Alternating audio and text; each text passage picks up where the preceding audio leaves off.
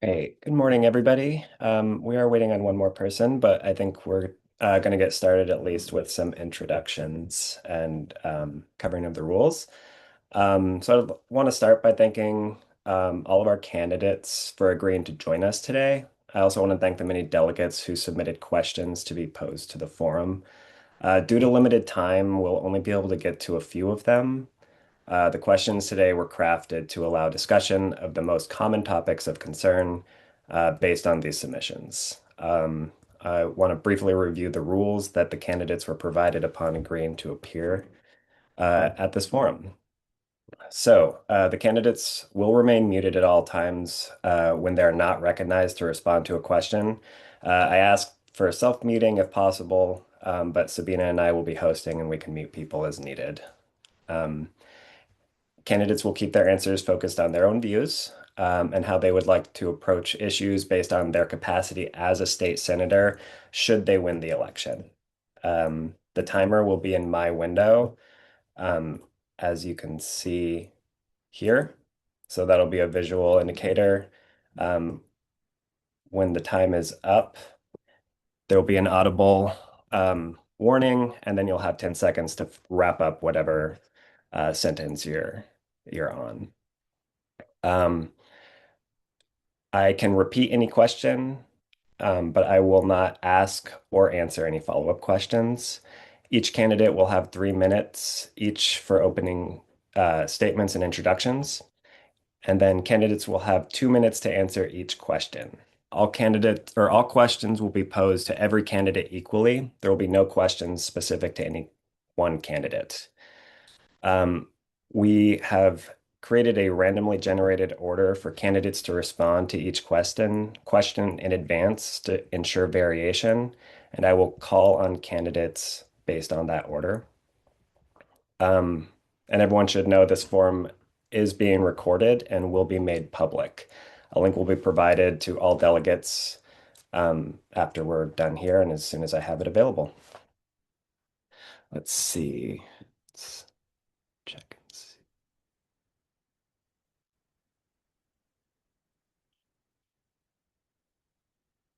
Oh, there it is. All right, our final candidate is here, so he should be joining us here in just a moment. All right, so to begin, I'm happy to introduce to you our four candidates who are seeking the DFL endorsement for State Senate in Senate District 44. Leslie Lienemann, Mauricio Montes de Oca, Sam Rosemark, and Dr. Yakasah Wehyee. Okay, so I will start with um, allowing each of you 3 minutes for introductions and an opening statement. We will start with Dr. Yakasa. Hello, everyone. Thank you so much for the opportunity to chat with you today. My name again is Dr. Yakasah Wehyee.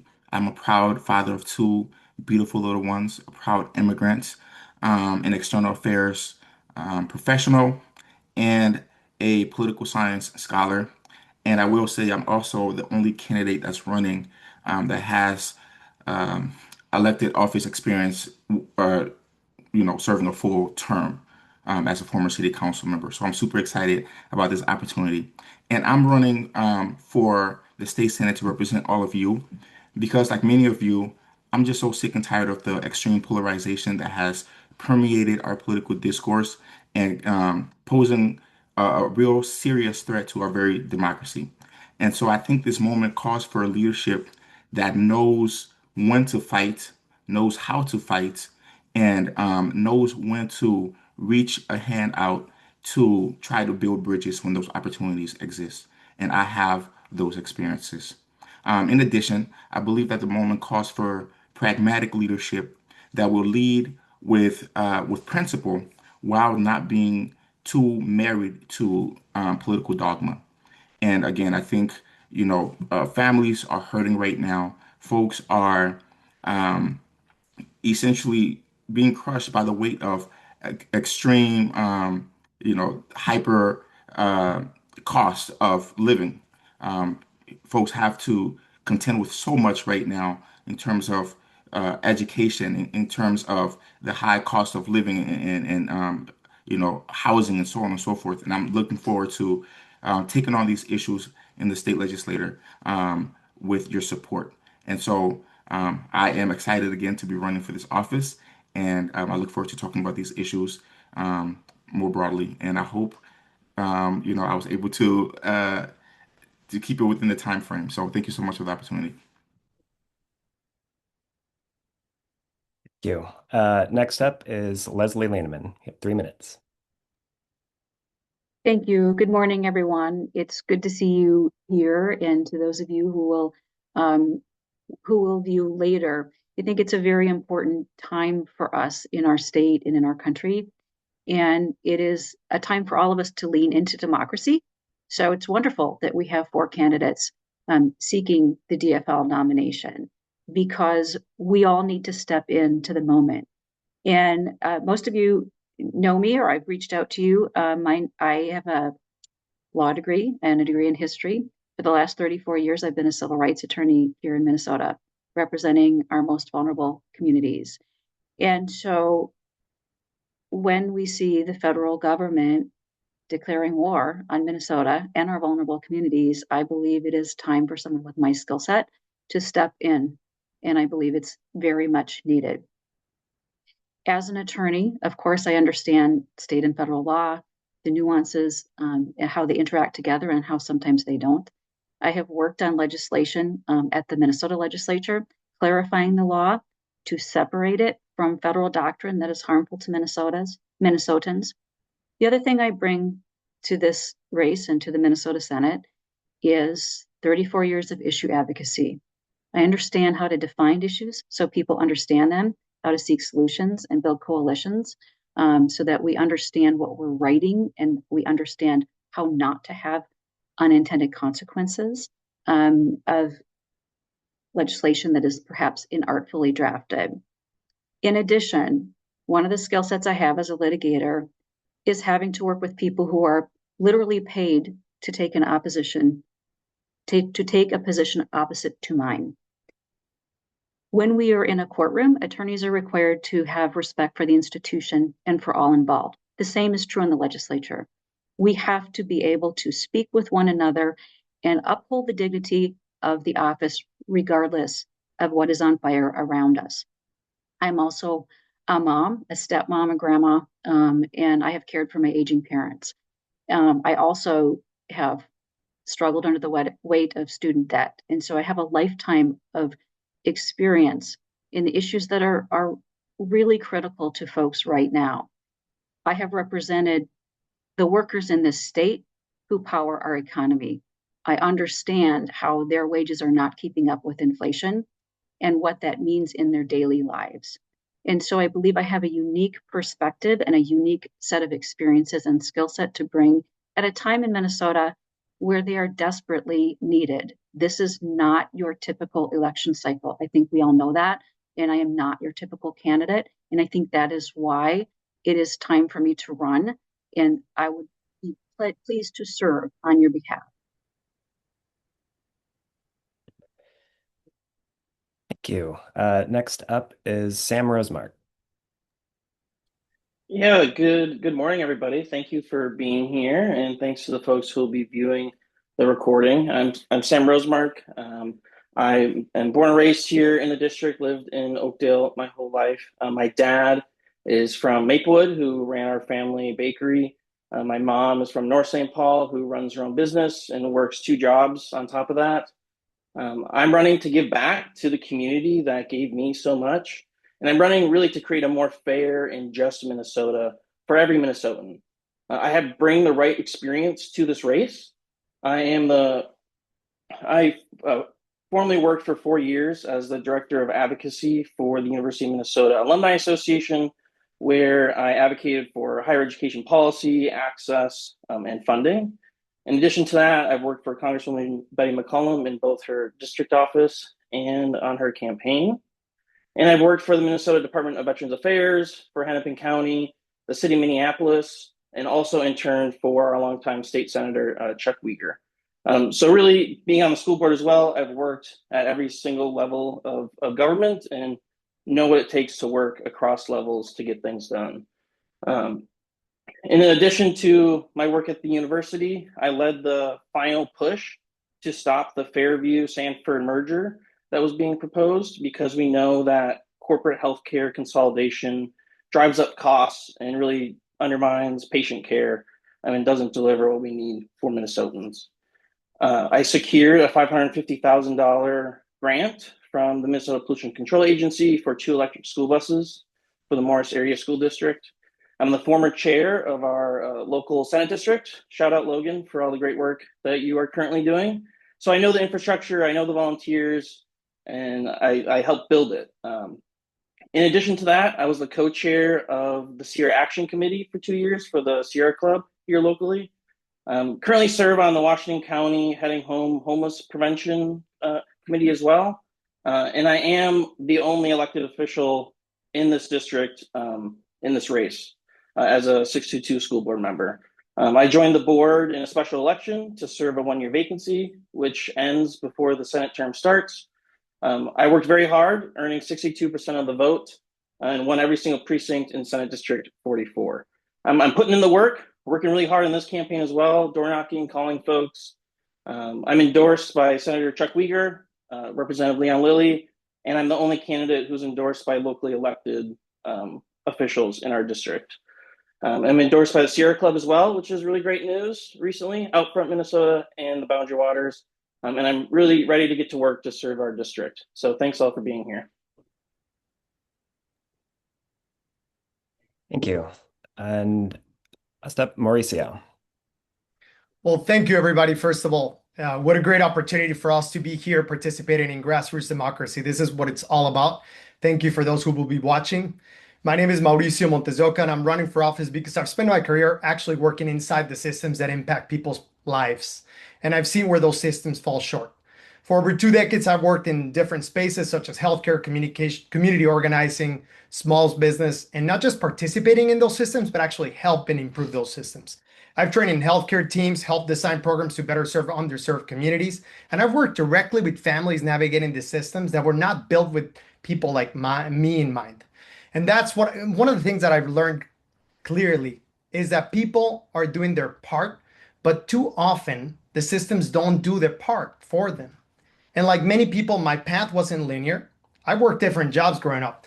I worked as a mechanic. I was bagging groceries. Hey, I even worked at KFC at some point. I still can't tell you the secret recipe, so don't ask me because I don't know it. But those experiences grounded me. And what they taught me was how real life happens and how real people are dealing with the lack of stability and what families have to struggle with.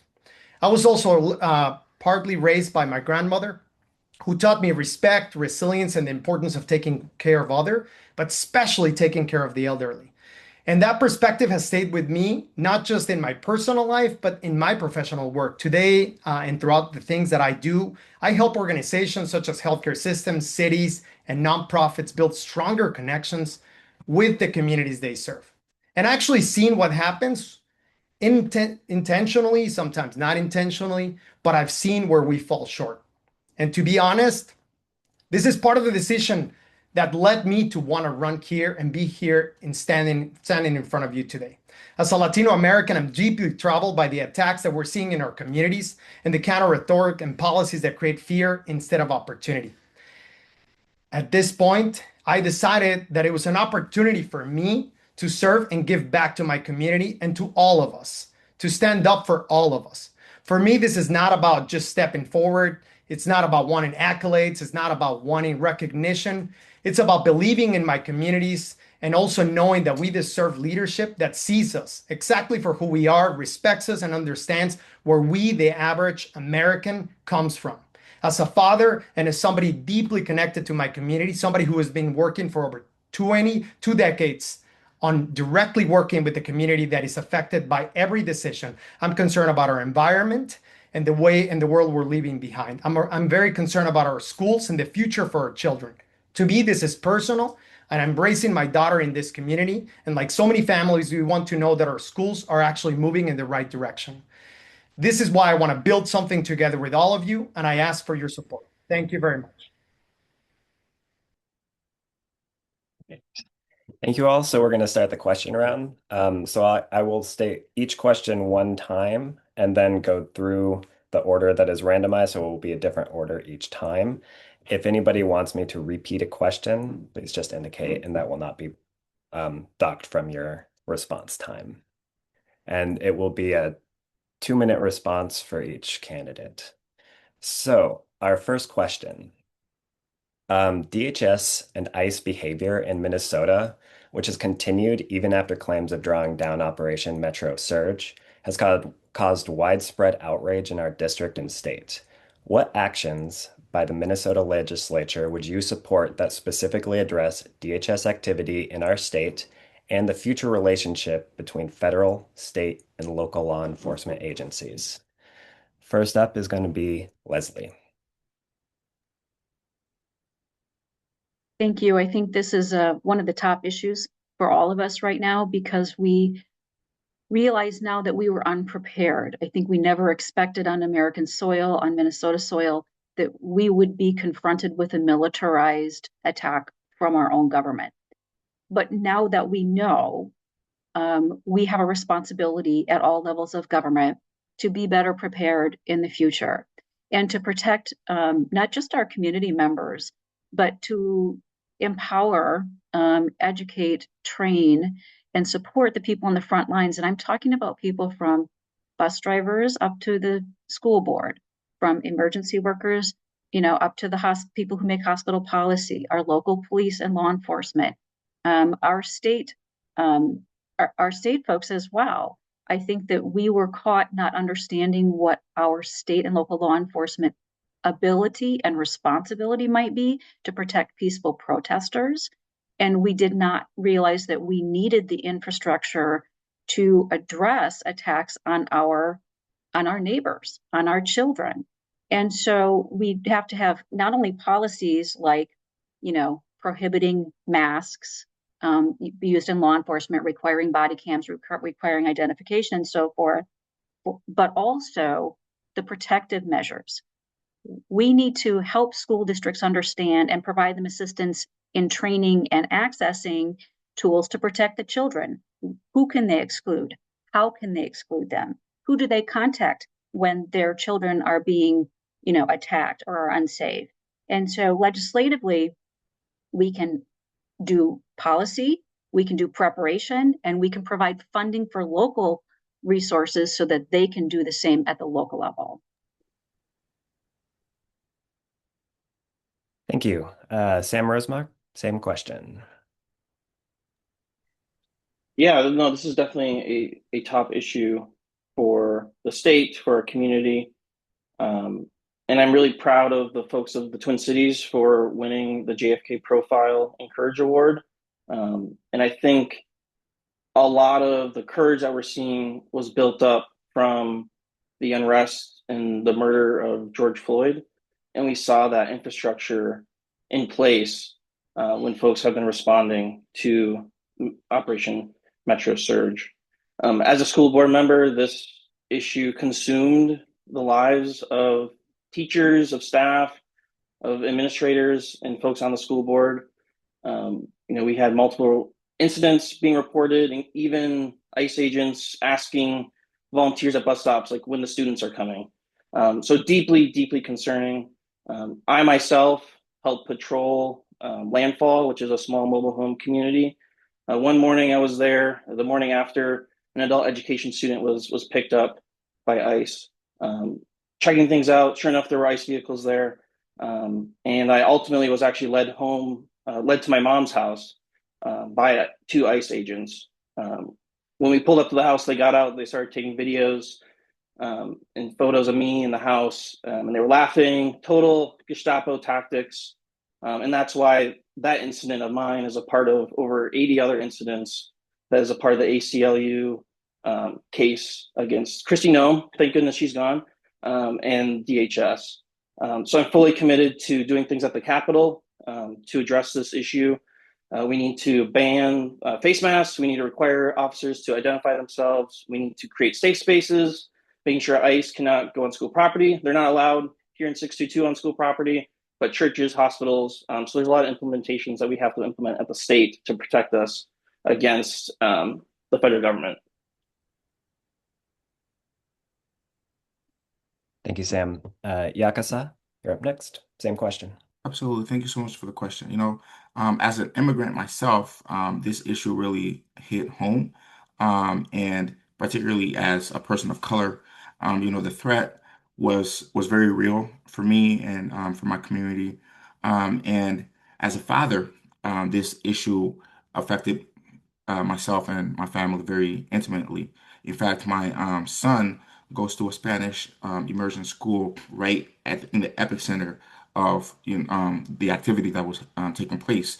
And so we had to make a very hard decision as a family to actually withhold our son from going to school for a month and a half, which was a very, very tough choice. So for me, I think the hardest thing that for me was just kind of seeing the impact that Metro Surge had on young people, on kids, on teachers. I also work in the education field as well. I'm doing external affairs work. And so seeing, how Metro Surge um, tore families apart and actually sort of continues to, and the impact are still being felt even today, is something that really resonated with me very, very intimately. And so for me, I would be in support of, a lot of the same initiatives that my colleagues have already mentioned with regards to demanding that agents don't wear masks, right? Demanding that agents don't operate in schools and don't have access to school records and so on and so forth. I also would support, policies that make it easier for folks that are targeted or that have been targeted by ICE to be able to actually sue ICE and sue DHS and so forth. So these are some of the initiatives that I would be willing to support. And thank you for the question. Thank you. All right, Mauricio, same question. Well, thanks. This is a very important question for me. I am part of the members of the communities that were directly targeted. This is one of the reasons that also I was awaking from the inside to want to defend my family, to want to defend my neighbors. This is something that affected all of us. I'm also a big supporter of the STAR Act that Senator Omar Fateh just presented. We were at the Capitol talking about the impacts. And I think this is something that we all need to stand up together. One beautiful thing, and I'll echo what Sam said. Minnesotans did amazing at standing together and helping one another. I also echo the sentiment of Yakasah of being targeted directly because of how we look. This is not okay, and it's a conversation. I'm supported by Keith Ellison, him and I, we went to Selma, Alabama to walk the Edmus Pettis Bridge to unite the immigrant movement with the civil rights movement, while some of our brothers and sisters fought so hard to make sure that we were able to have our voter rights. Now we having to also fight for those rights again. And this is what it's all about, civil liberties and civil rights. Because I believe that when one of us loses our freedoms, all of us lose our freedoms. This is something that I believe that we need to push stronger bills. We need to make sure that as Senate, we have resolutions that protect our communities to make sure that nobody's hurt again, nobody's killed on the streets, making sure that, again, ICE agents are fully revealing their identity, that they cannot be hiding who they are. We need to stand together. And if there is something that should be able to unite all of us as communities in Minnesota, is the attack by the federal government. I am deeply troubled by the fact that we're losing our civil liberties, and this is an opportunity for us to take back what has been taken away from us. I also do deep inside know the worst things that can happen to a community. My grandfather was a Jewish Polish who had to escape Nazi Germany. My family there died in gas chambers, so I know what the worst thing can happen when we don't stand up for each other.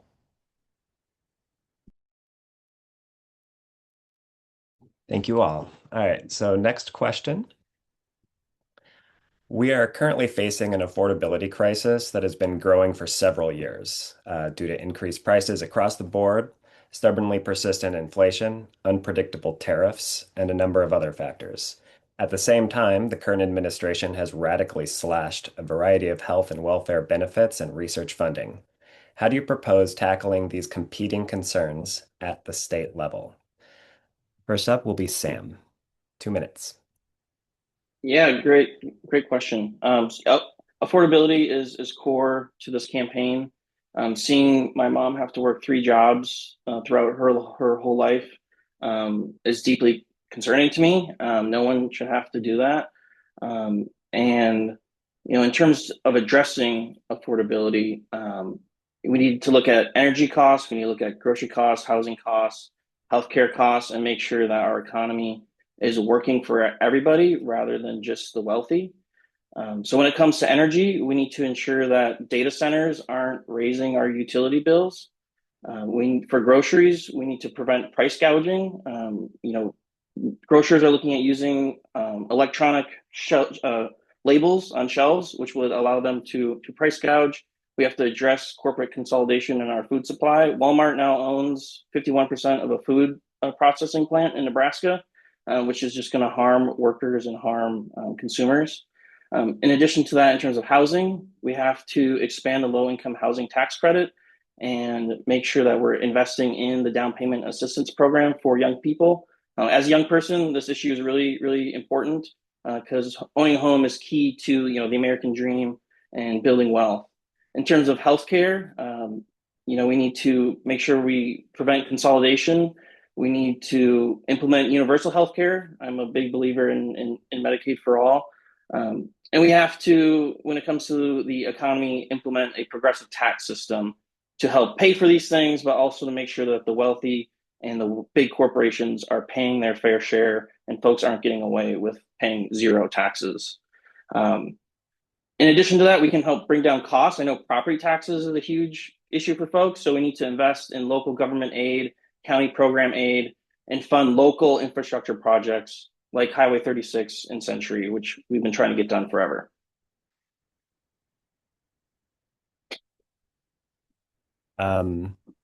Mauricio, same question. Yeah, as a state senator, we cannot control federal tariffs directly, but what we can do in response to what is happening here for Minnesota families, for all of us, is trying to lower the cost, trying to control and strengthen the opportunities for household stability, and making sure that working families are just not being left behind. One of the most important things, again, and I think it's been said, it's the housing.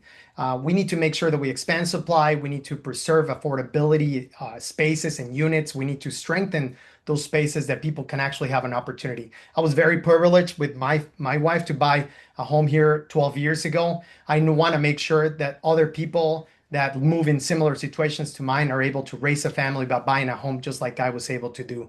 I want to make sure that I give that opportunity and work hard.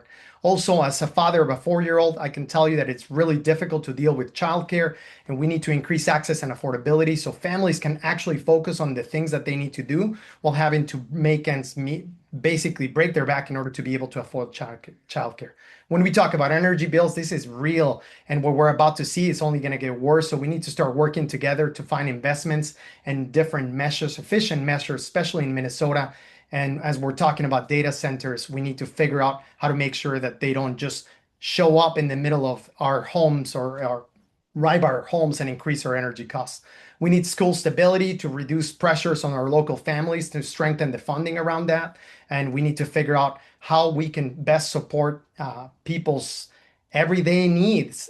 Sometimes I go to the grocery store and I'm sure you want to buy that avocado. I want to be able to afford that avocado, and I'm sure you want to be able to do that too.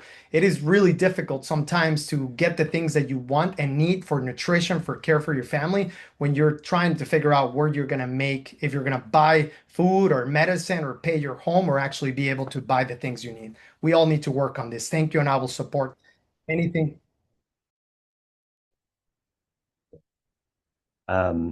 Leslie, same question. Well, the affordability gap isn't just about the price of goods and services. I think that we, as a culture, not just as a government, but as a culture, have lost the respect for the dignity of work, all work. My clients, by and large, are the workers who make this economy run. But when we have people who work a full-time job, maybe 2 or 3, and still can't make ends meet, it's an indication that our minimum wage is laughable, even our state minimum wage, which, far exceeds federal, but no one can work a full-time job at $12 an hour and pay the rent, buy groceries, and all of those other things. It's not mathematically possible. So we have to start with respecting the dignity of work and paying people a living wage, the people who are driving the economy. The other thing that we need to do is provide pathways to education, to skill sets in emerging industries. And that's not just making college more affordable, though we should, but it's also having training and education that doesn't require a 4-year commitment, because many people simply don't have 4 years to commit. That worked for me, but that doesn't work for everyone. And the world has changed, and our pathways to economic viability have changed. So we need to have those pathways to education and skill sets. And then, yes, we have a tax system that rewards the people who reap the most and burdens the people who make our economy run. And so there isn't just one solution. We have to look at systemically how our economy has created this imbalance, and how and who we respect. We don't respect people as much as we do corporations, and we have to change that mentality in our public policy. Thank you. Yakasah, same question. Thank you so much. I came to this country with literally nothing but the clothes on my back. And I grew up in a very working class community. So I understand very intimately what it means to, have to make the tough decisions about, affordability, right? And so this issue, again, is very personal to me and very personal to my community. And I agree with a lot of what's already been said in terms of policy prescriptions. So, I think a big issue is the housing crisis that we have, right? And the reason really why the price of housing is so high is because it's simple economics, right? When supply is low and demand is high, cost goes up. And so right now we have a huge cost problem because we don't have enough housing supply. And so we need to be able to work with local partners, private enterprises, and so forth to be able to expand our housing supply. In addition, we need to, train the next generation of workers to be able to, gain the skill sets to be successful for today's economy and the future economy as well, right? We also need to address childcare. I'm like Mauricio, I'm also a young father. I have a 4-year-old as well as a newborn, 4-month old. And the price of childcare is astronomical, and it's really, really putting a hole in the pockets of working class families. And we can't sustain ourselves like this. And so we need to address all of these things in order to be able to, prepare us and move ourselves out of this sort of hole that we find ourselves in terms of affordability. Okay, thank you all. It's time for another question. What environmental and land rights issues do you think we have in Minnesota? What legislative priorities do you support to help alleviate these issues? First up is Yakasah, 2 minutes. Thank you so much for the question. I think environmental justice is um, is very important. I grew up in North Minneapolis, where I grew up, just several blocks away from, I think, like an incinerator that produced so much pollution. And families there in that neighborhood were like breathing the fumes and really being impacted very adversely by the effects. And so I think looking at policies that will channel funding to those communities that are most affected by some of these environmental issues, I think is something that is very important. We need to make sure that we're, paying close attention to what's happening in boundary waters, for example, and making sure that we're working very closely with environmental groups to ensure that we're implementing strong, environmental policies. I was very fortunate to be on the city council of Falcon Heights, where we were able to pass the native landscaping ordinance, which allowed for native landscaping in the community to and also other initiatives that were able to allow us to maintain our step five status as a community. And so for me, it's about bringing in the experts, talking about the issue, and trying to figure out what sort of robust policies we can actually implement to make sure that we are environmentally strong, and I'm ready to sort of take the lead in environmental justice into the future. Thank you. Thank you. Sam, 2 minutes. Yeah, no, this is a really important question. So I am endorsed by the Sierra Club, as well as Save the Boundary Waters and the DFL Environmental Caucus. So I'm a strong environmental champion. I think it's one of our top issues. Part of the reason why this is such an important issue to me personally is that I grew up here in Oakdale, just blocks away from 3M's dump site for toxic chemicals, PFAS, which is now a Superfund site. While my mom was pregnant with me, she actually had to drink and was told to drink out of water bottles because the state had just discovered it, despite it being around for a very long time. So we need to protect our water. Clean water is so important to Minnesota. We need to address PFAS. There has yet to be an independent study on the health effects of PFAS. And we need to do that. And we need to hold those accountable who have polluted and caused high rates of cancer in the East Metro. It's no coincidence that Tartan High School, which I'm an alum of, has the largest Relay for Life in the nation because so many people are affected by or know people personally who are affected by cancer. We also need to protect the boundary waters from sulfide copper nickel mining. I again endorsed by Save the Boundary Waters. In addition to that, I believe strongly that we need to implement a one-year moratorium on data centers until we have a regulation framework in place. Right now, frankly, the cart is way before the horse on this one, and communities are being taken advantage of. In addition to that, we have to defend the 2040 carbon-free law in the state.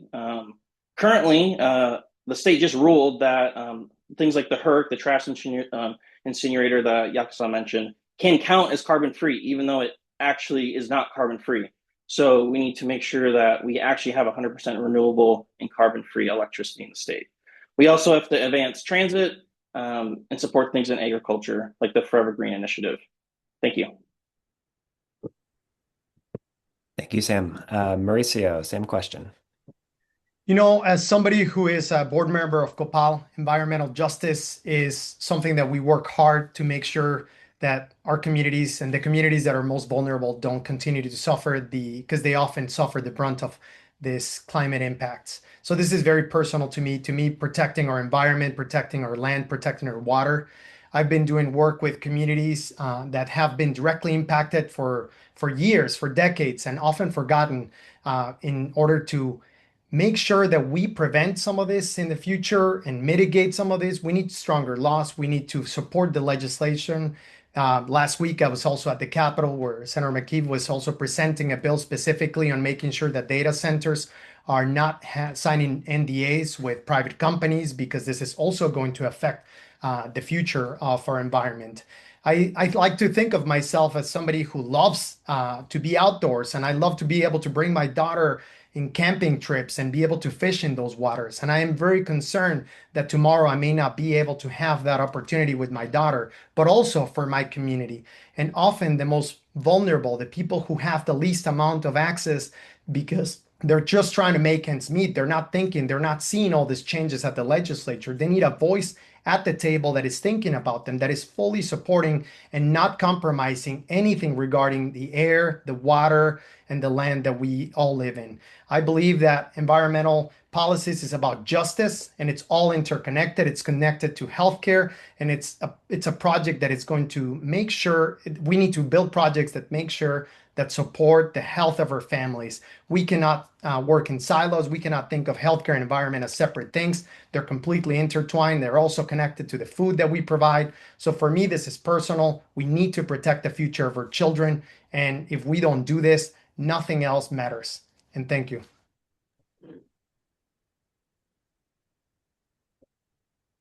All right. Leslie, same question. Thank you. And sorry, I was just smiling at the music. It it's so elegant. Well, no surprise here. As Democrats, we all care about the environment. But let's talk about solutions for a minute. The environmental issues that we're talking about are how they impact our health and our families and into the future. But it's also an economic problem. The legislature just did a study and they released it saying that the economic cost of delaying addressing climate change is exponentially greater in the future. We have to invest that money now, and it will be a much smaller investment if we address climate change now. But how do we do that? One of the ways we do that is through state superfund. There are other states that have done this. New York just passed it, and there's a provision, or there's a bill. We don't expect it to go anywhere this year.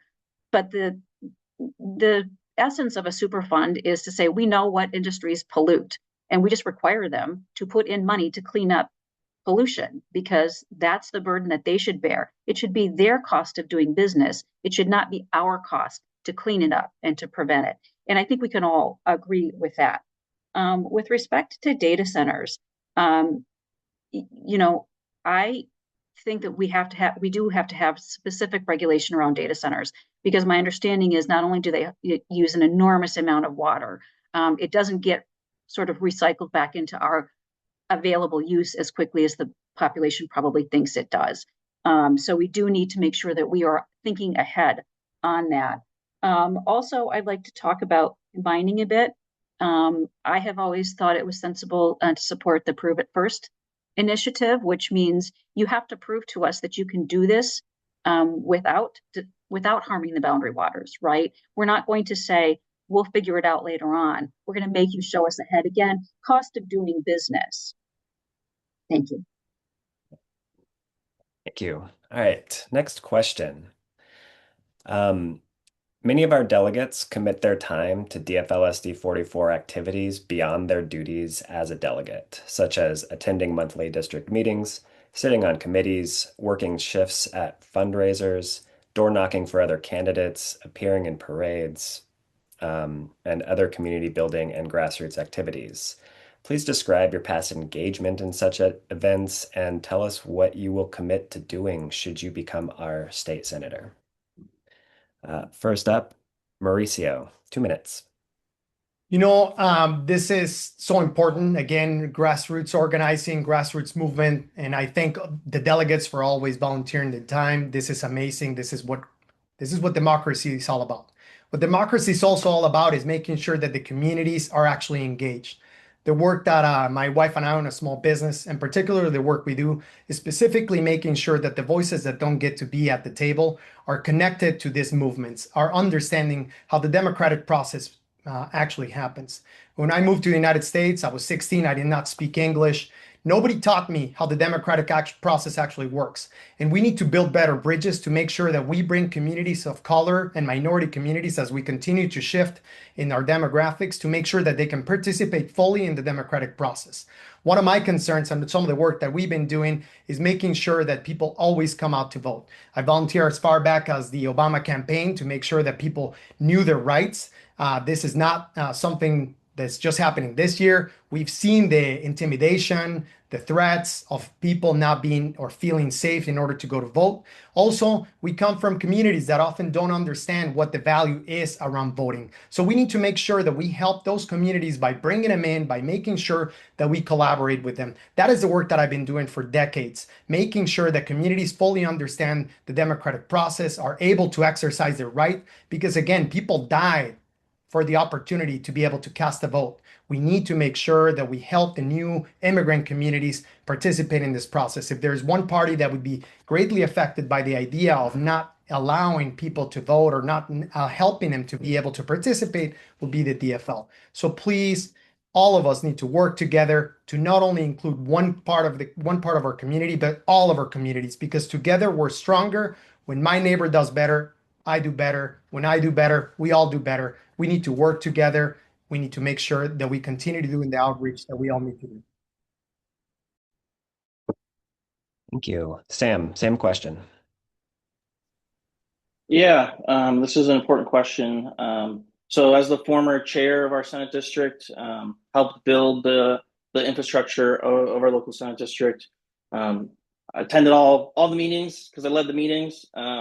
Also, have been the volunteer coordinator for the donut booth, which is a huge undertaking and really core to our district because that is primarily where our funding to do the conventions, the caucuses, and other things comes from. Um, and I know Yakasah, you've worked in the booth before as a part of your other district, but building up our local core DFL infrastructure is really key because campaigns come and go, and people gravitate towards campaigns. But we need to make sure we're redirecting folks into our local party unit to sustain democracy here locally and to sustain organizing here locally. I've been a part of organizing parades, organizing the DFL picnic every year, helping MC. My mom made the pulled pork. We grilled corn last time, which is pretty fun. Um, and then in addition to that, you know, being involved locally and getting to know the volunteers, thanking the volunteers, and helping build up our volunteer capacity is also really important.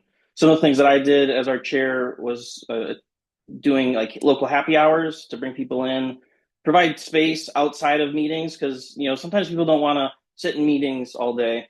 So providing that space for people to connect, to chat, as well as expanding our social media efforts, and making sure that we're working the best we can to bring younger folks in. And I think so much of the Democratic Party and what it needs is younger people getting involved and getting involved with the party. And as a young person, it's important that I see other young people at the Capitol in positions of power, and that we organize those young folks, which I'm committed to doing. Thank you. Leslie, same question.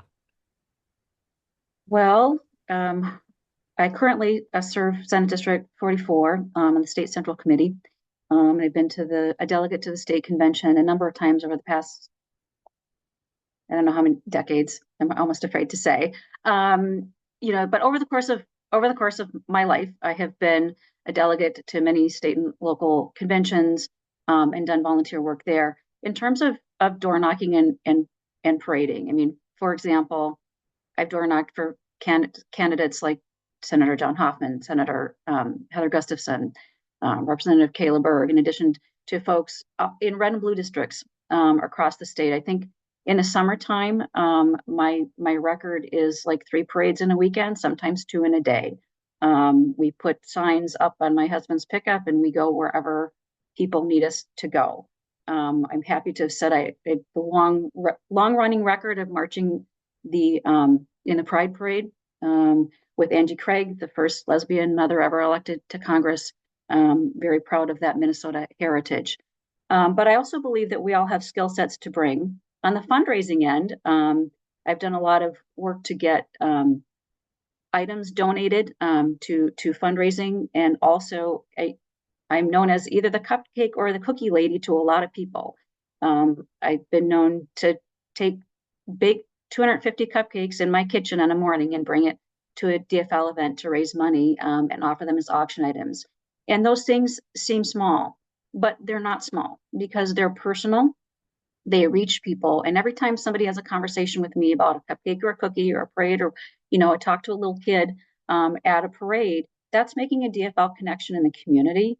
And it brings people in a way that, speeches and meetings don't. So a combination of all those things is what DFLers do. And I'm not surprised to hear that my colleagues who are on this call also do it. Yakasah, 2 minutes. Yes, I'm so thankful for everyone on the Central Committee for all the volunteering that you do, and thankful for the broader community and for all that they do in terms of civic engagement. I think civic engagement is really the bedrock of a healthy democracy, and so that looks different for different people based on capacity and other things. And I'm fortunate enough to be among those that have been able to engage civically in a multitude of ways, going all the way back from my high school days until now.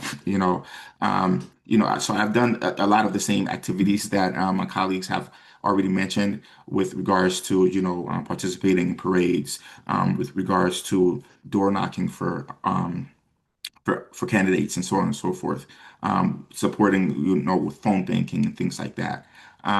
But I think for me, what is my greatest contribution is the work that I do in the classroom, teaching our next generation of leaders the importance of being engaged politically and so forth. With my role at the University of Augsburg or Augsburg University. So those are some of the ways that I already contribute, and I look forward to getting more engaged and more involved in the Central Committee here locally, and to see how I can lend my skills to, build community and expand, the work of the DFL in the region and beyond. Thank you so much for the opportunity. Thank you. Next question. Legislators are required to find consensus both within their own party and, when possible, across the aisle. Please tell us how you approach such conversations with individuals who have different views from your own, and provide any examples of times when you put these strategies to use. First up is Leslie, 2 minutes. Well, I just got back from a trip to DC in support of the Safe Stay Act, which is an act that I asked Angie Craig, Representative Craig, to draft after my son and I suffered carbon monoxide poisoning. It's a very simple bill. It would amend the federal law that already exists that requires smoke detectors in your hotel rooms to just include a carbon monoxide detector next to it. The challenge, of course, is making it bipartisan, and we have some bipartisan support, but we need more. And so I spent my days knocking on the doors of Republicans in Congress, asking them to support a bill drafted by a Democrat. And that is something that you have to approach with respect for the office. Even if you know that that is a person who is not a member of your political party, we had to talk about protecting our children from poisoning. And I was very direct and said, I don't want this to be a political football. I want this to be about protecting our children from a gas. I've suffered gas poisoning. You don't want to see your child suffer that. You don't want to suffer that. So I went as a citizen advocate to say to our members, I happened to have visited also with Representative Stauber's office and Representative Finstead's office to say, as a Minnesotan, let's come together and show this path forward. So that's my approach, is to treat the office with respect and find common ground. We must do it. As far as coalition building, I'm proud to have built a coalition in support of my campaign.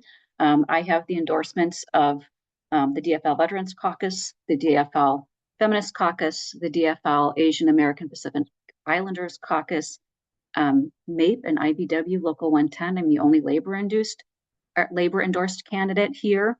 I also have the endorsements of former Senator Matt Little and DNC member Leah Midgarden, because I reach across all the spectrum of DFLers and Republicans. Thank you. Yakasah, 2 minutes. Mr. Logan, can you repeat the question one more time? Yes. Legislators are required to find consensus both within their party and, when possible, across the aisle. Please tell us how you approach such conversations with individuals who have different views from your own, and provide any examples of times you have put those strategies to use. Absolutely. Thank you so much for the question. So again, this I think is where my strengths lie, which is being able to build bridges and being able to build consensus to find resolutions. And I think the best example that I can draw from in my recent experience as a city council member was the um, sanctuary city policy that I was able to both literally write and advocate to pass at the city council level. When this proposal was brought to the city council, at the time we had a divided city council. We had two members that were staunchly opposed, that were more aligned with the conservative element, and then we had a council member that was sort of in the middle, and then one that was pro the initiative. And I needed to work across the aisle to make sure that this very important um, policy was able to get passed. And so one of the things that I did was talk to the folks that disagreed and try to understand, what their actual points of contention were. And then I attempted to draft the bill expressly to try to address those issues. And then, I mobilized the community. I talked to my neighbors to see, what else could be done to strengthen the policy. And I advocated for my community to come out to actually reach out to their legislators, to talk to them, or their council members to talk to them, and to ultimately convince them. And at the end of the day, we were able to pass that policy with a 5% consent vote. And so that's the sort of approach that I would bring, and the sort of persistence that I would bring to the state legislator. Thank you so much. Thank you. Sam, 2 minutes. Yeah, I think relationship building, coalition building is so important to the work of legislating. You're not going to get anything done unless you can build relationships, and build a coalition, build consensus at the Capitol. Um, and for me, as the director of advocacy for the Alumni Association, I worked across the state of Minnesota, activating alumni of all political viewpoints, and having them meet with their legislators of all political viewpoints, and helping fund the University of Minnesota and pass higher ed policy. So with that, higher ed's a bipartisan issue. There's a lot of bipartisan issues out there, and we can find kernels of common ground to get things done and deliver results for Minnesotans. Government needs to work for the people of Minnesota. It shouldn't create more problems for people. So in my professional capacity, I built coalitions, have worked with folks across the aisle. Currently on the school board, one thing I'm trying to do is get the law change that prescribes ballot language for referendums. So I've actually met with Representative Patricia Mueller, who's a Republican, vice chair of the Education Policy Committee. She's also a Tartan alum, which is fantastic.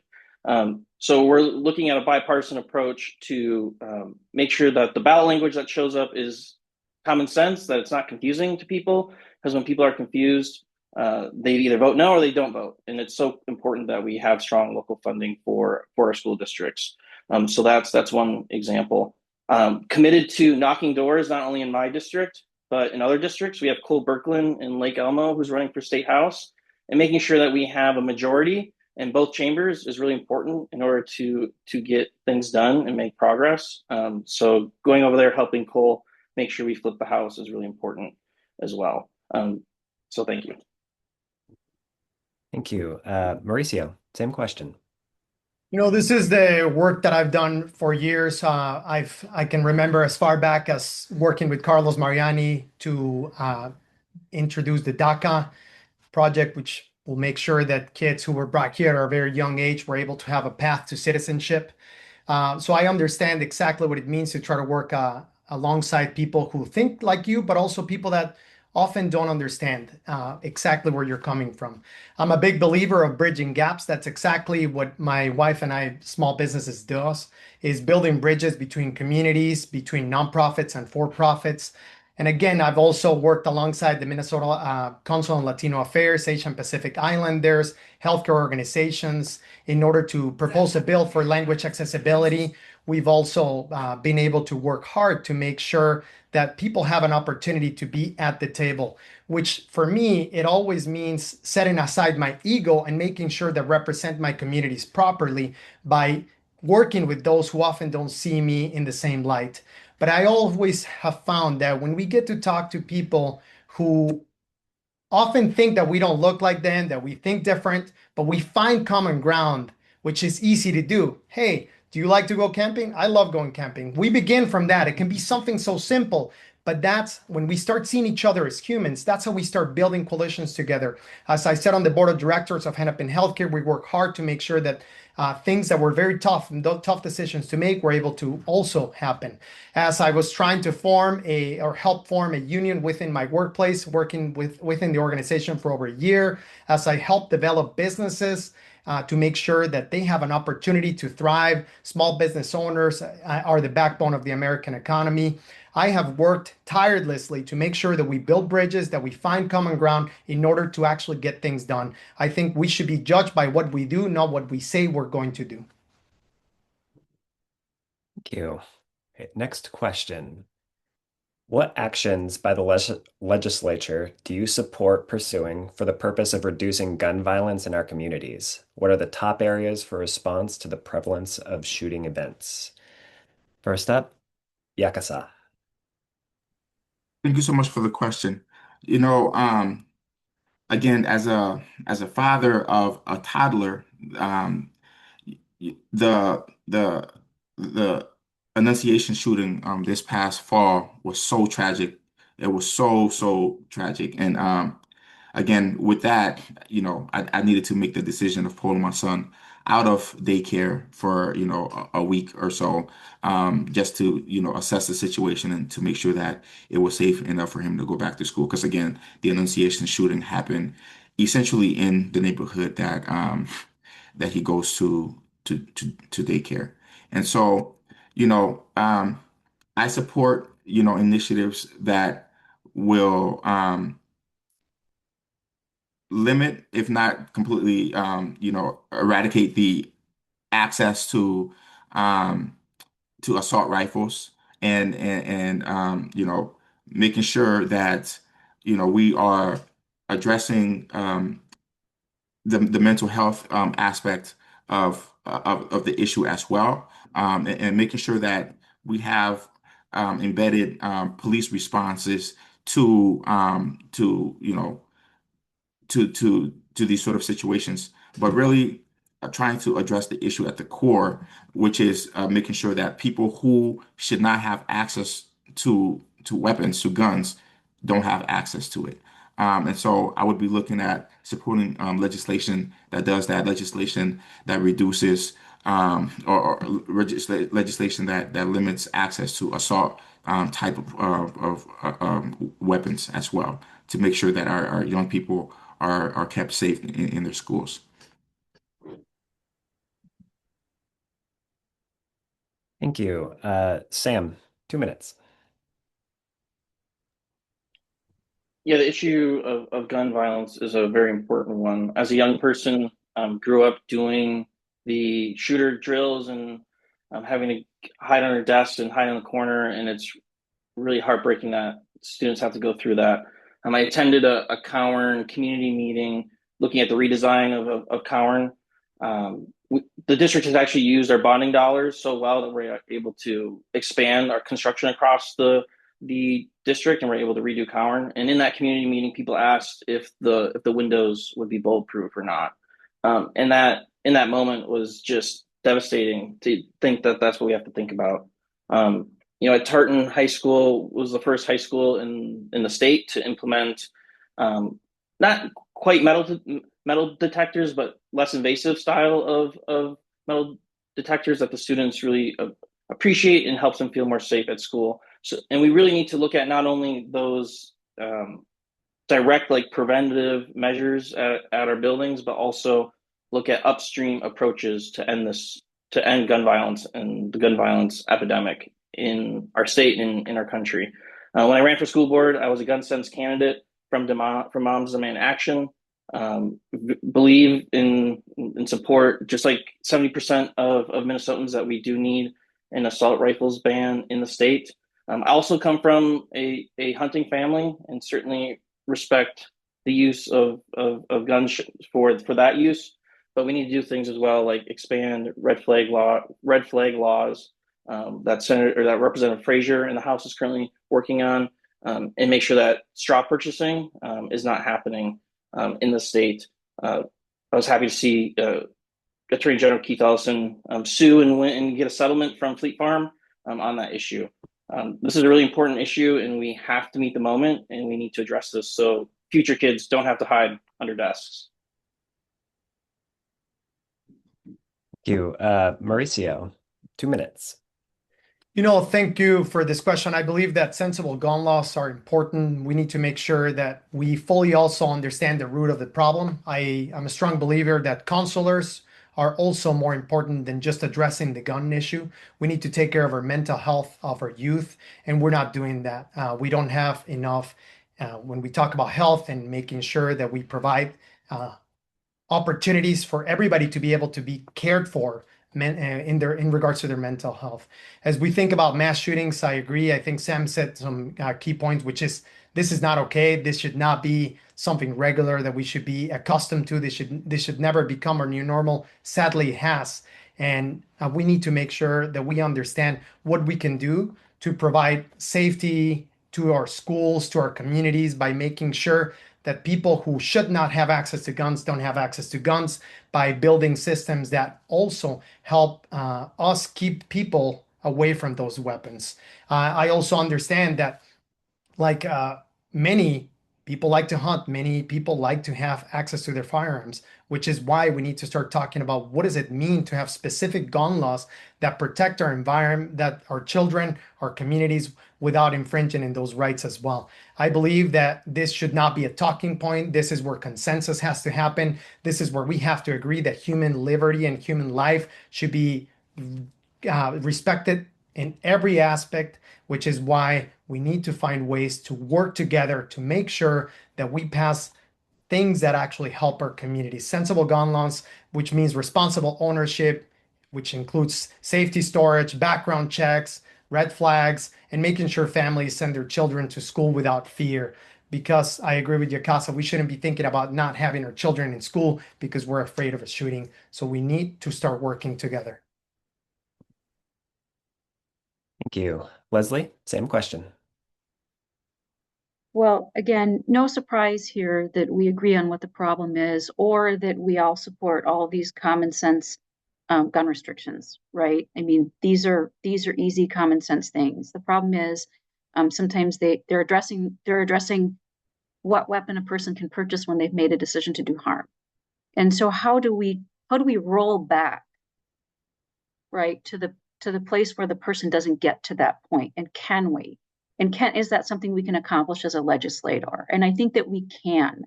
And the reason I think that we can is that part of the problem is that we don't treat mental health the same as we treat physical health, even though we know mental health and physical health are the same thing. And also, I certainly agree that we need mental health counseling. But again, that's someone who has self-identified or been identified as someone who's already struggling.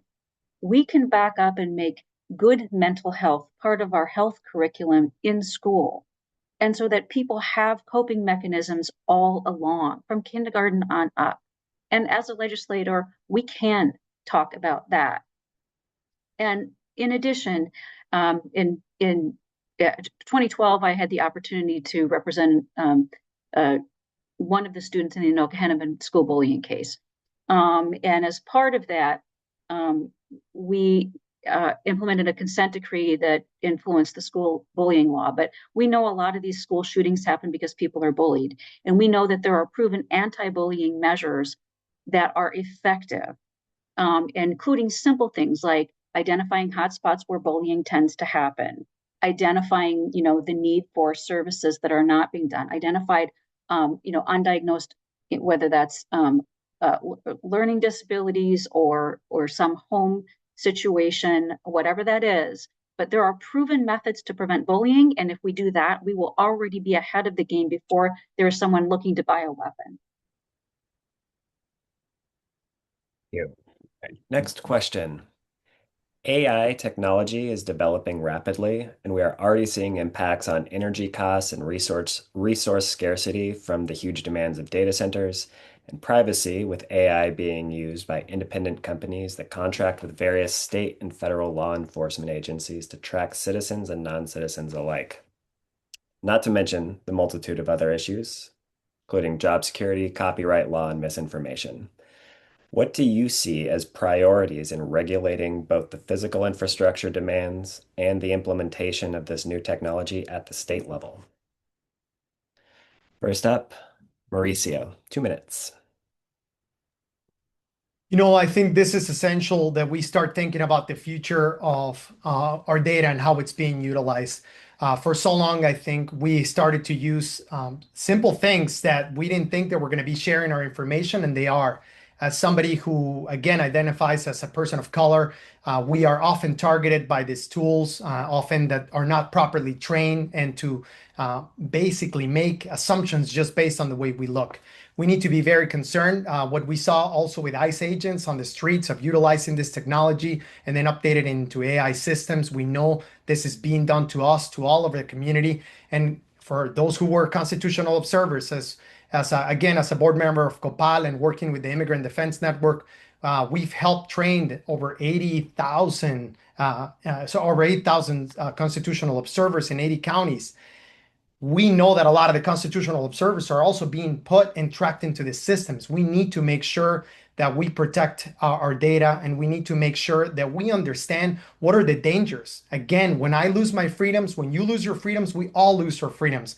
And we need to fully help communities also have a grasp of what does it mean to use some of the systems, some of these tools. And as we continue to expand, AI is going to bring magnificent opportunities and technology, but at the same time, it's also at what risk? Are we willing to put our data on the line or privacy directly on the line in order to just be comfortable, in order to cut some shortcuts? We need to make sure that as we continue to use these tools, that the community fully understand, and we need strong regulations from the government. I think that AI tools are going faster than what the legislature is doing, and we need to have people that fully understands the system in order to start preventing what is going to happen in the future with all of our data.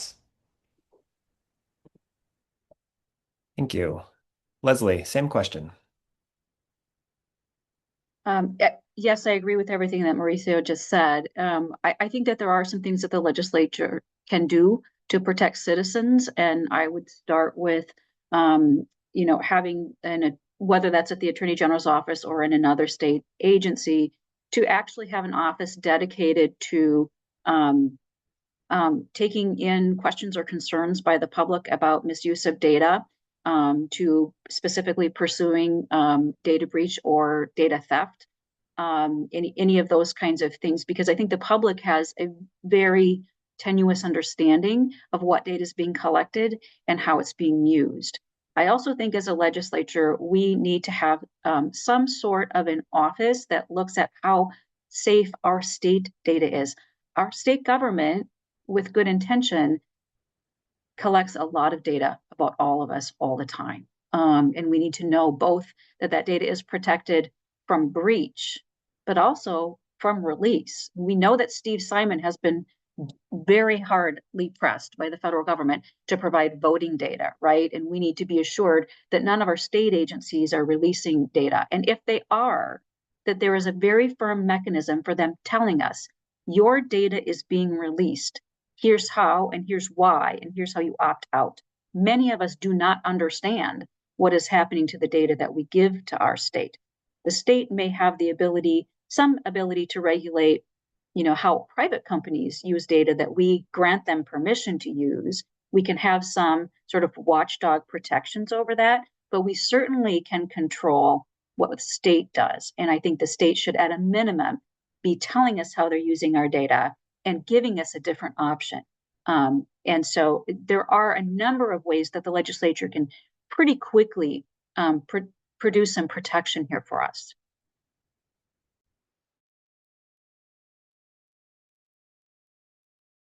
Thank you. Yakasah, same question. Thank you. I think AI has provided so much opportunity for folks, right? Like, I know it's made it easy in some ways for even my own personal work when I do things. But at the same time, like everyone on the panel has already sort of mentioned, there are some pitfalls with AI, particularly around data. And so we do need strong mechanisms in place to ensure that our private data is protected, and that is not being used nefariously and so forth. And so I would support those initiatives. And I think because I'm not an expert on AI or technology, and so I think this is where an opportunity comes in place to be able to bring in experts to kind of really gauge what the issue is, what some of the challenges that we should be considering are, and really collaborate with folks that are much smarter than me on this issue to figure out, what are practical solutions to the issues at hand. And the other component is making sure that we're teaching our young people how to use AI, effectively and responsibly in the classrooms, because we know that is vastly being integrated in our everyday lives. And so being able to give our next generation the tools to be able to effectively use AI in their everyday life will also ensure better protection for citizens as well. So there are things that can be done from a government level, but there are also things that can be done from just a citizens level to ensure that we are being protected against AI and being able to use it for our benefits, as opposed to allowing it to sort of be used nefariously. Thank you. Thank you. Sam, 2 minutes. Yeah, I think AI has less regulation, as a Wisconsin comedian joked, than a bratwurst. The cart, as I said, is way before the horse on this one. I'm pretty sure I'm probably on some list created by ICE, given my encounter, which raises serious Fourth Amendment concerns. I am very much a strong supporter of privacy protections. I think we need a ban, for example, like the use of flock in the state of Minnesota, which is a surveillance system utilized by ICE. In addition to that, there are rental companies who are using AI-based algorithms to set rent. I don't think we should allow that. We have to prohibit that, which is a current bill in the House. And we've seen what Doge has done with our data. Total massive breach. We need to protect Minnesotans from that, from AI as well. We need to support workers. We need to support unions when it comes to like AI protections and making sure that people aren't being replaced just by AI. When it comes to the environment and energy use, again, I support a 1-year moratorium on data centers until we can ensure that data centers use 100% renewable energy, that they use water responsibly, and that the costs don't get passed on to the consumers. Working families shouldn't pay higher utility bills, so big tech can continue to increase their profits. So really believe strongly in this issue and making sure that we're not putting the cart before the horse, and that the AI and the folks trying to get rich off of it aren't taking advantage of Minnesotans. Thank you. Last question. All right. What do you see as the most critical reforms needed to education in Minnesota? Given limited resources, how would you balance competing priorities such as special education, mental health support, teacher retention, and any other priority? First up, Yakasah, you have 2 minutes. Thank you so much for the question. I think first and foremost, we have to protect the laws that are already on the books. Particularly laws around suspension. For example, there's proposals right now to try to roll that back. We need to protect, universal meals, for example, right? So that's the first thing, is just to protect the laws that are already on the books. In addition, though, we know that Minnesota generally ranks as among the highest performing states when it comes to educational outcomes, but we also have the largest, or among the largest disparities in education outcomes based on race. And so we have to be able to address that. And part of that has to do with, making sure that we're sort of developing a pipeline of teachers that look like the communities that they serve. And so, supporting grow your own programs, for example, will do this. making sure that we're allowing for folks to come to Minnesota to gain licensure. So addressing the licensure issue to be able to address our supply issue. Because right now, Minnesota has a shortage of teachers, and a big part of that has to do with just the astronomical cost of getting licensed in Minnesota. So being able to address that, being able to put more resources in schools in general, and just addressing sort of those foundational issues around, affordability and so forth, to allow for school districts to be able to have a tax base to draw from to be able to support schools. All of those things are very important to strengthen our education system.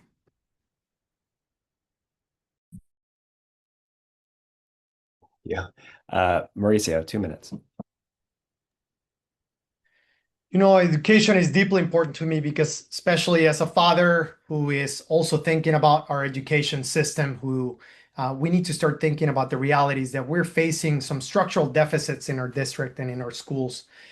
We need to make sure that we fully understand and grasp the severity of what's happening, because this is the future of our communities. So we're asking currently schools to meet the needs of the children that we have, for very complex students, very complex systems that we all have. We're all very complex people, and one size doesn't fit all.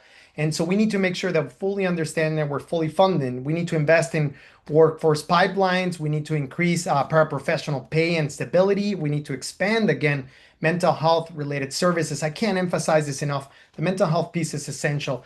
We need to also protect time for collaboration between general and special education, which to me is, when we're talking about districts, this is not just a thing that it's for one particular school, it's for all of us. And what do we need to make? How do we make sure that we continue providing the services that our students need?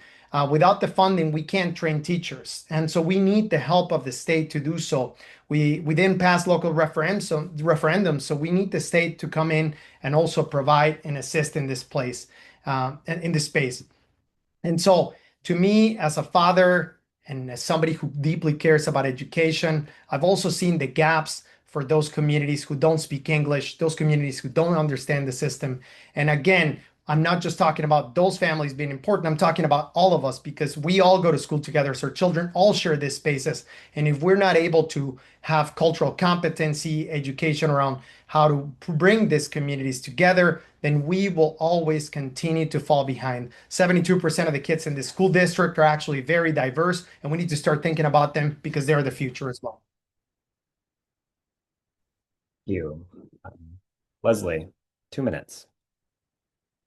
Thank you. Well, again, we're all Democrats, so we all believe in education. And as we talk with folks throughout the district, education is typically in the top 3 issues that we talk about, because we all agree that education should be what we say is fully funded. The bottom line is that the Minnesota Constitution requires us to provide a public education. It also requires it to be an equal education. It should not depend on geography or tax base. It should not depend on what type of services you need. The services should educate the person, whatever their needs might be. And I think we probably all agree with that in theory, but the question I get the most is, that's great, how are we going to fund it? I think that is a difficult question, only because we're continuing to do things the way that we always have done them, instead of looking differently. I mentioned before that sometimes we value corporations over people, and we think that they should be treated differently. And it's an odd thing, because for public speech and for campaign donations, the Supreme Court says they should be treated as people. Well, then they should be taxed, because they are getting the benefit of an educated workforce, right? The people who are benefiting the most from our economy are benefiting from the fact that Minnesota has a workforce that is educated, both in what you ought to call book learning and skill sets, technical schools, all that kind of thing. And so I think we need to look differently at how we're funding our schools in order to fully fund them to accomplish all of the things that have been raised here. These are all critical issues. Again, no surprise there that we're Democrats and we support this fully funded education model. But I think that we have to be willing to confront what the failure has been, and the failure has been in the way in which we fund them. and we can't be afraid to take on that task. Thank you. Sam, 2 minutes. All right, so I know we only got 2 minutes on the clock, so I'm going to try to get through this pretty quick. This is a huge issue for me being on the school board. Also, just personally, my mom chose to leave her job at Deluxe to cut hair full time so she could watch me as a kid. I'm also a product of public education, both here in the district, 622, and University of Minnesota Morris, which is a great school. And we really need to invest not only in K through 12 education, but also in universal childcare and public higher education. I think this is the number one issue for our district. I think part of this is that we agree this is an issue, but how well do we understand the mechanics of and the funding process of public education? So for me, our school district is currently facing a $5 million budget cut. Last year, 622 had to cut 10 million. The year before that, we had to cut 4 million. And part of the issue is that the state has still not restored 2003 funding levels, which is causing local districts to rely more and more on property owners and local levies and taxes. And when you're a district like ours, who has higher poverty rates and an aging population, folks are on fixed incomes, they have tighter budgets, and it's harder to pass those local levies. We didn't pass one this last election. I was out very hard campaigning for it and knocking on doors. So we really need to fix the funding formula, specifically the equalization part of the formula, to make sure districts like ours with higher poverty, higher aging population gets more funding. In addition to that, we have to simplify the ballot language that I already talked about because it was really confusing. We need to stop the $200 million special education cut that's being proposed. We have to fully fund the special education cross subsidy. And we need to add school districts to the state insurance pool to lower healthcare costs because it's the number one driver for our school boards in our school districts. And no vouchers. Great, thank you. So we're going to end with one speed round where you'll have 30 seconds to answer each, and then we'll follow that up with a 2-minute period for each candidate to have closing remarks. So, final fast question. If you are elected to the Minnesota State Senate, what is the first bill you hope to introduce? First up, Sam. Yeah, so I think the first bill that I would really look at is, again, this ballot language bill. Part of the issue is that what gets put on the ballot is per pupil dollars, and people often equate that to what they would themselves pay as a property owner. And when that's not true, per pupil dollars get spread across the district. So what we really need to look at is actually changing it so the language more so says, the median household income of this district would pay an X percent increase in property taxes. Because again, when people are confused, they tend to vote no, or they just don't vote, and that harms our students. Mauricio, 30 seconds. We have a Debt Fairness Act, for example, and families are still being charged high interest. We have public option plans, and you still can't pay into it today. So to me, healthcare is very important. I think we need to continue working with some of the bills that are already introduced to make sure that we get healthcare for all. I also believe that one of the first things that I would do is to make sure that I introduce a bill to fund the gap in education. Expensive and limited healthcare grips the pockets of every single one of our neighbors. I want to make sure I invest in that. Thank you. Yakasah, Thank same you. question. Yeah, for me, it would be universal childcare. I think this is a core issue that's really putting a hole in a lot of families' pockets right now. And I think passing universal childcare will really address so many of the affordability issues that we're facing. So I would, present legislation to address childcare. Great. Thank you. And Leslie, same question. Well, this is a hard one probably for all of us because we have so many things, but the Supreme Court says we can only have one subject, and so I'm gonna sort of bend the rules a little bit and say I think that the one thing that we can do that impacts all of this is to raise the minimum wage dramatically and tie it to inflation. And just because it's near to my heart, we also have to have suicide prevention funding. Great. All right, well, thank you all. Now you'll each have 2 minutes to have closing remarks as you feel. First up, Sam. I thought we were going to have more lightning round. That was fun. I really like that. So in terms of my closing here, so this race is whether we meet the moment with courage that we're in right now with the division and just the rising rhetoric. We need to make sure that the wealthy and the powerful pay their fair share, and they want us divided. They want us to look at each other and argue with each other versus looking up, because when we look up, we see corporations consolidating and raising prices. We see polluters trying to weaken environmental laws. We see federal extremism attacking immigrants and the LGBTQ plus community. And we see chronic underfunding, pushing costs and the burden of those costs on the students, on the teachers, onto working people, and on the taxpayers. And we can beat by building a coalition. I am a proven winner. I'm the only current elected official in this race, the only one that's of this district. I'm a lifelong resident here. I am a Capitol tested advocate. I've worked at the Capitol. I deeply understand the process. In addition to that, I'm a former Senate District Chair of this district who understands our local DFL infrastructure and can really hit the ground running. As I said, I'm a coalition builder, and I have local endorsements. I'm the only candidate who's endorsed by locally elected public officials, which is a testament to the trust that they're putting into me and my ability to build relationships and get things done for the folks in SD44. And I'm also a young person. We need young leaders, and I'm the candidate with the experience to bring that to the state capitol. I would also be only the third openly gay man elected to the state Senate in our 160 plus years of existence. So I understand what it means to protect the rights of Minnesotans, because I've lived that. I also lead with compassion, dignity, and grit, and will build consensus and never sacrifice my values. Thank you, Sam. Leslie, 2 minutes.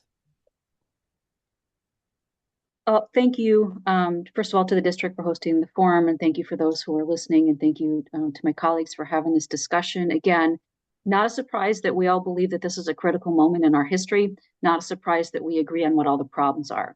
We may not be able to articulate, exactly the solutions, but I think the question here is, who has the experience and the skill set to be able to accomplish solutions?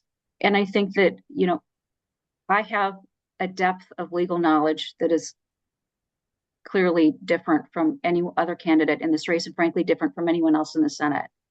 And 34 years of advocacy is something that shouldn't be set aside lightly.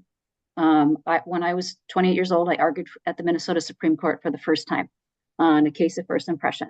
I have made a career out of doing things that other people have been unable or unwilling to do because of fear of failure. I have no fear of failure. I only fear not trying. And so that skill set is something that I think is critical in this race. From a constitutional perspective and from a legal perspective, I understand how to found the law so that it will not be overturned or preempted by federal law, and that is important. And I think that the endorsements that I have from across the party, the community caucuses demonstrate the faith that DFLers have in me because of my long history of protecting members of all communities, the LGBTQ community, people of color, people of all races, immigrants. I've protected folks of all religions.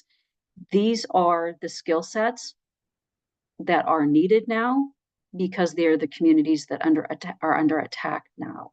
And so with respect, I think that going forward into this particular moment, the Minnesota Senate needs a civil rights attorney, and that has been my life's work.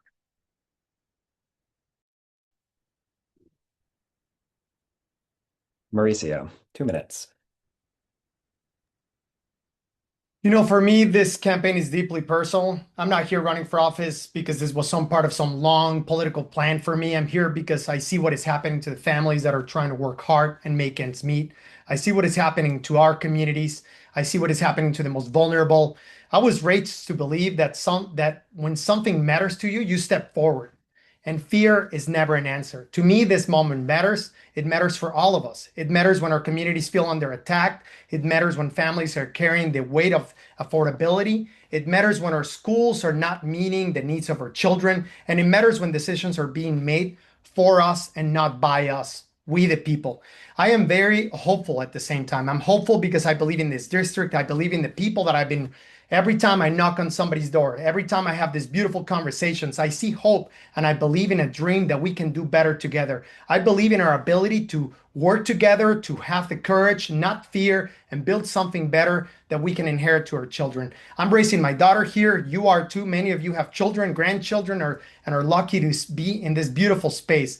I want her to grow up in a community where people care enough about protecting each other, just like we showed up a couple of months ago for each other, where we stood up, where we fought together. This is why we need to work in reality with what the moment needs. We need humans who understand other humans who have suffered, who have not been given all these opportunities.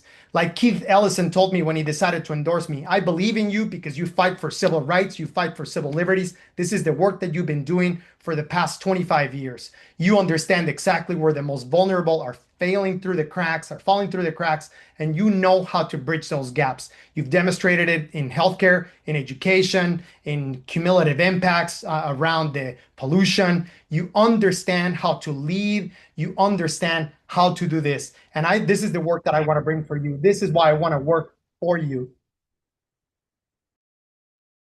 Thank you, Mauricio. Yakasah, same Thank you so question. much, Logan, and thank you so much, everyone, for joining this conversation. It's really, really important conversation. You know, we are at a flashpoint in our country, in our state's history, where we are faced with two choices around, who we want to be as a nation and who we want to be as a state. And to me, the choice is quite simple. We can either choose to succumb to the vices of those that want to divide us and put neighbors against neighbors, or we can choose to stand united around the principles that have always united us, which are principles around liberty, justice for all. In essence, the American dream. And I'm running for the state Senate because I still believe in the American dream. I still believe that there are still things that that more things unite us than divide us. And that together we can do really, really remarkable things. And so I'm excited to bring my experience as a former city council member, as a professor of political science, and just as an advocate and as a community member to the state Senate to be able to, fight for the issues that matter to the district and issues that matter to Minnesotans broadly. And so, with me, you will have a candidate, you will have, someone who is a fighter, but someone who also knows how to reach across the aisle, build bridges, and work to pass pragmatic policies. And so I'm looking forward to bringing all of these experiences to the state legislator. And I count on, call on your support. Thank you so much. Thank you, Yakasah. Well, that wraps up our forum. I look forward to seeing you all at the convention next weekend. I do want to thank all of our candidates for participating in such a respectful manner. I believe that politicians at all levels can learn from your example here. That being said, the recording of this will be available as soon as possible, and it'll be available for everyone in the public to view as they please. Thank you, everyone, for joining us, and I hope you enjoy the rest of your weekend. Thanks, everybody. Thank you, everybody. Thank you. Thank you.